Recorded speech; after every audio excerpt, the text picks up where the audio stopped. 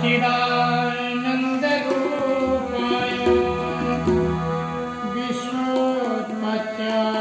विश्वोत्पत्त्यादिहेतवे तापत्रय विनाशाय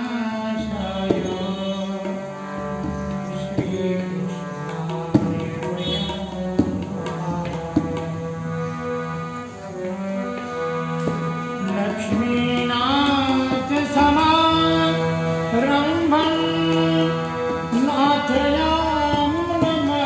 नाथयामुनमध्यमाम् अस्मदाचार्यपर्यन्तं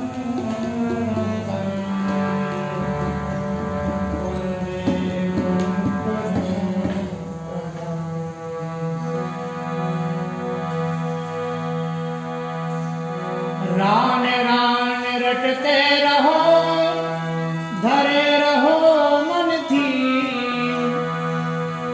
कभी तो दीन दयाल के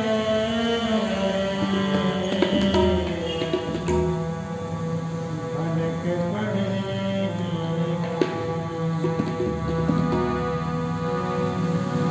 मुकुंद माधव गोविंद बोल केशव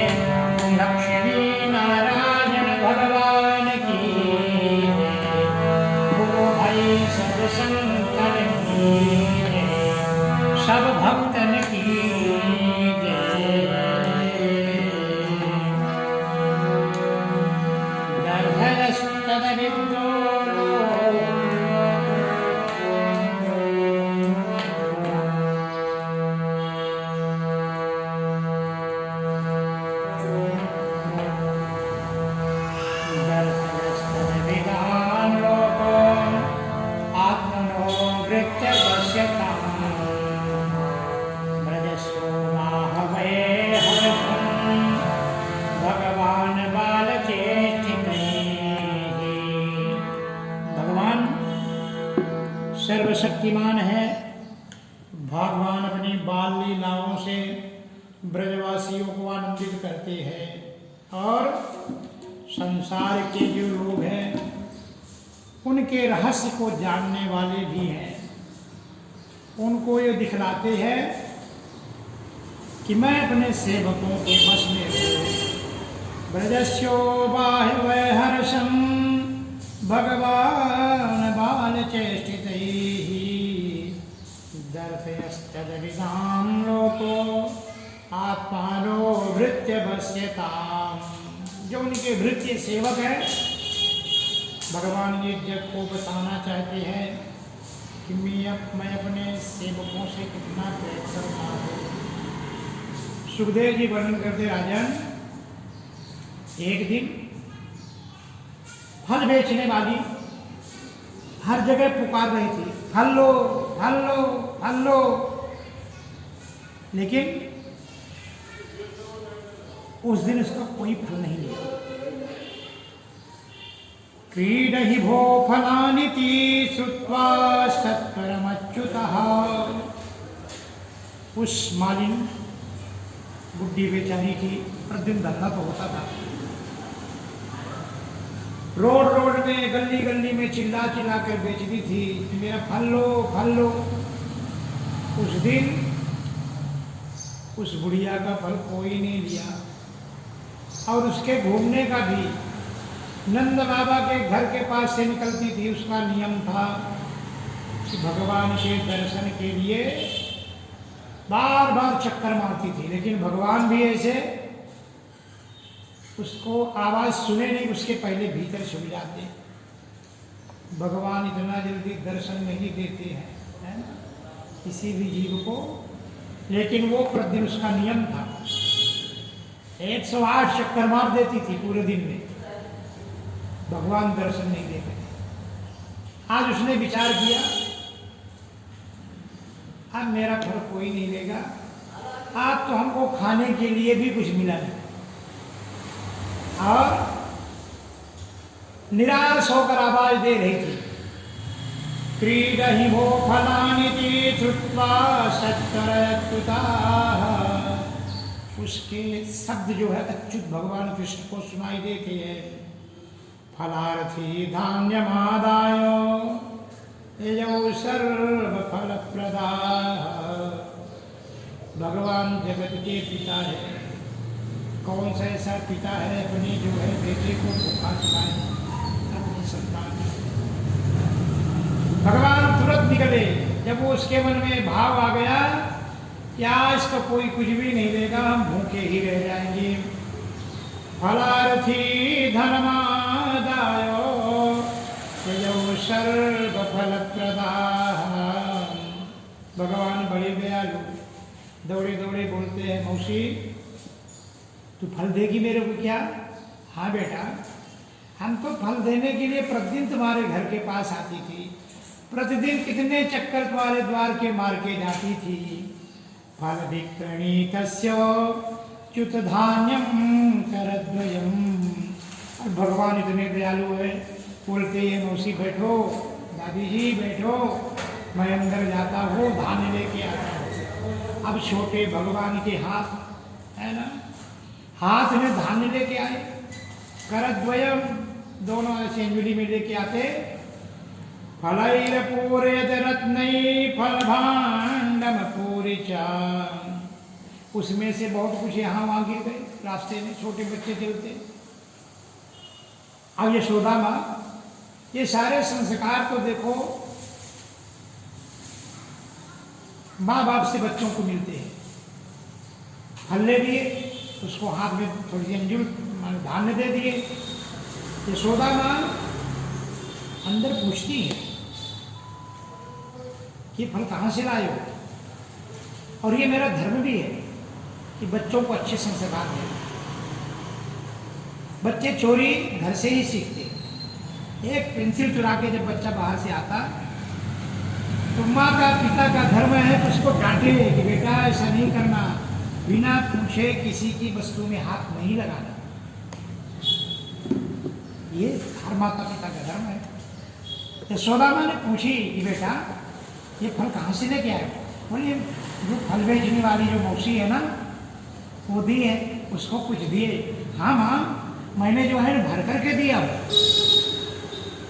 और वो बुढ़िया आज फल बेचने वाली भगवान के दर्शन पाके अपने को धन्य समझने लगी।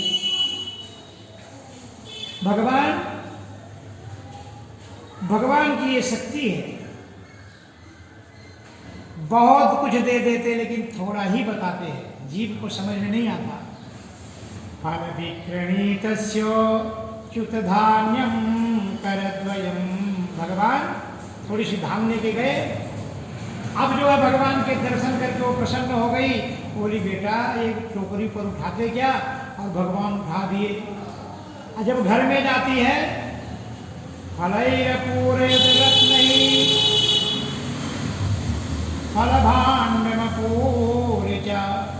वो सारा जो धान्य था वो रत्न बन गया।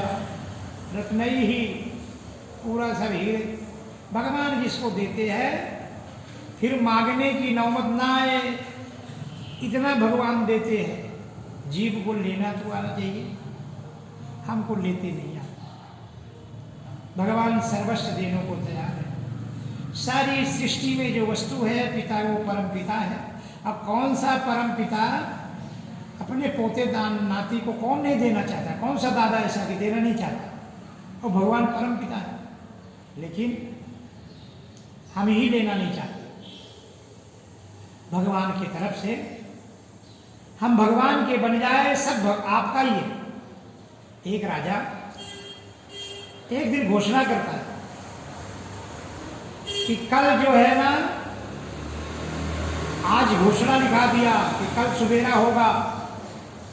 मेरी इच्छा है कि मैं सब दान करूं, इतना दान करूं कि जिसको जो लगे सोना चांदी हीरा जवाहर अपने अपने हिसाब से लूट के ले जाए जितना लागे।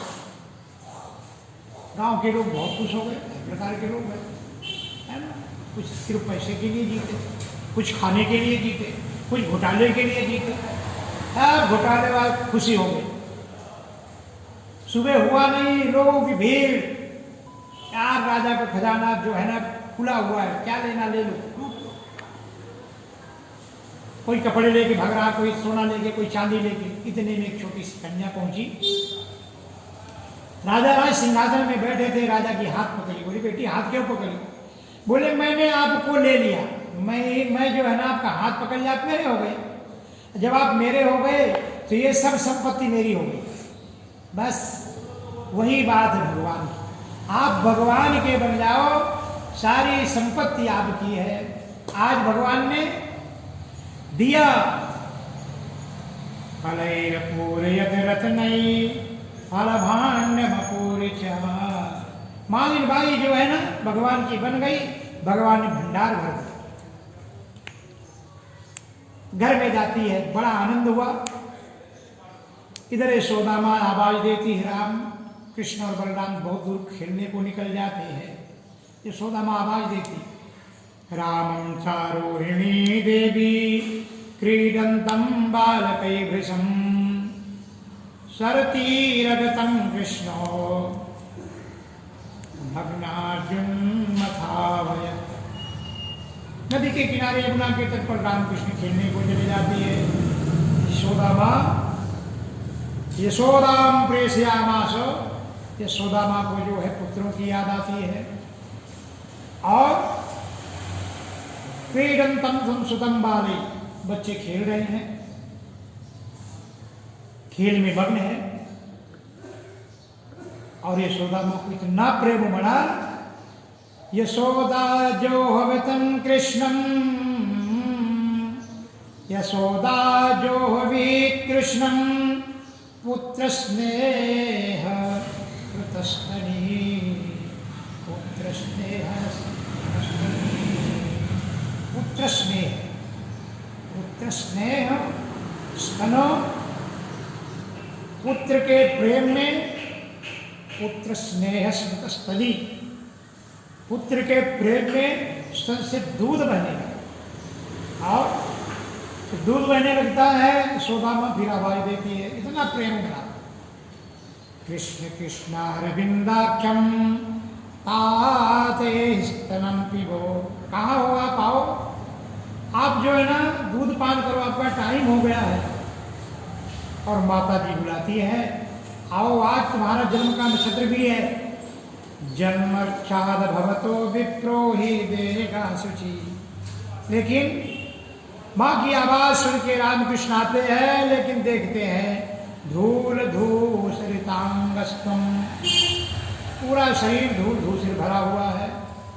लेकिन भगवान कैसे भी हो, देखने में तो उतने ही सुंदर दिखाई देते। उनके सुंदरता में कभी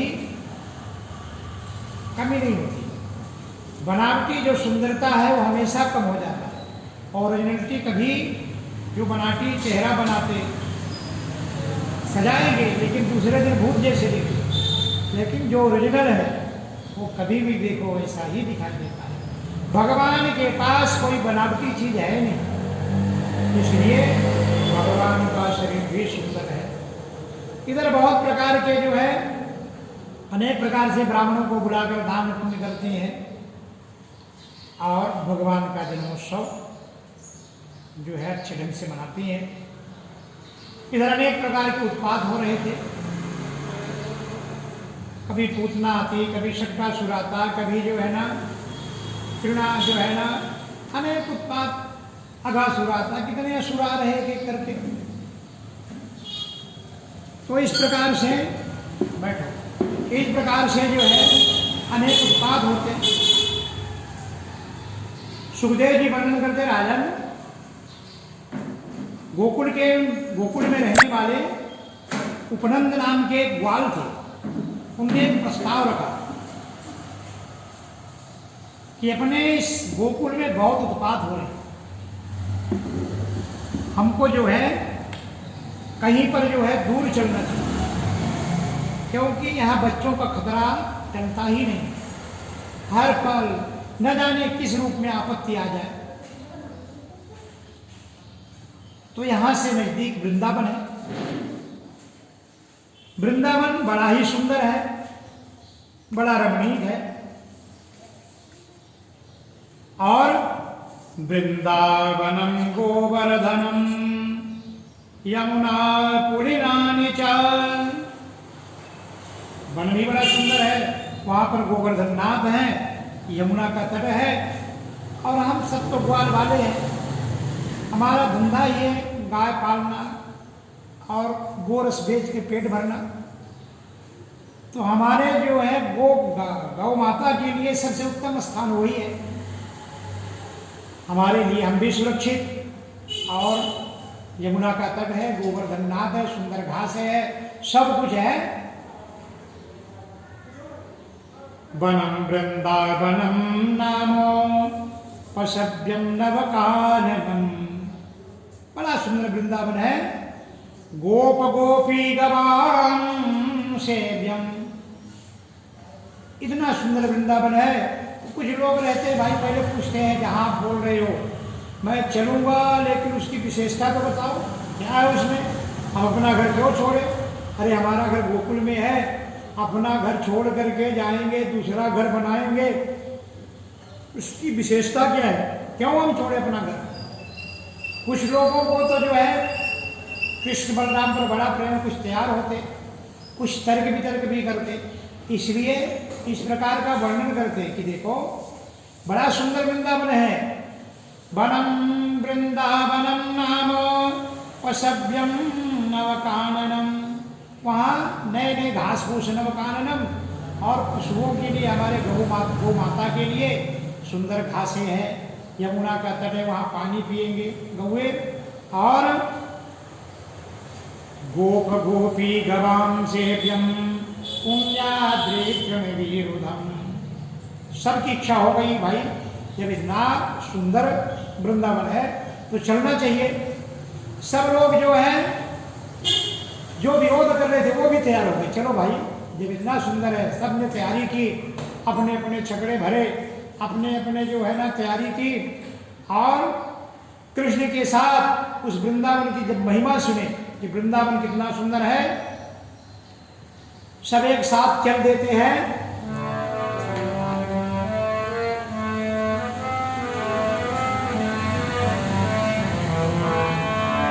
सब शरीर से तो यहाँ है, लेकिन मन से वृंदावन चलते हैं।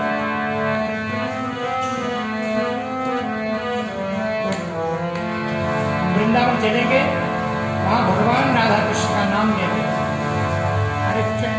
अरे मन चल वृंदावन धाम में रखेंगे राधे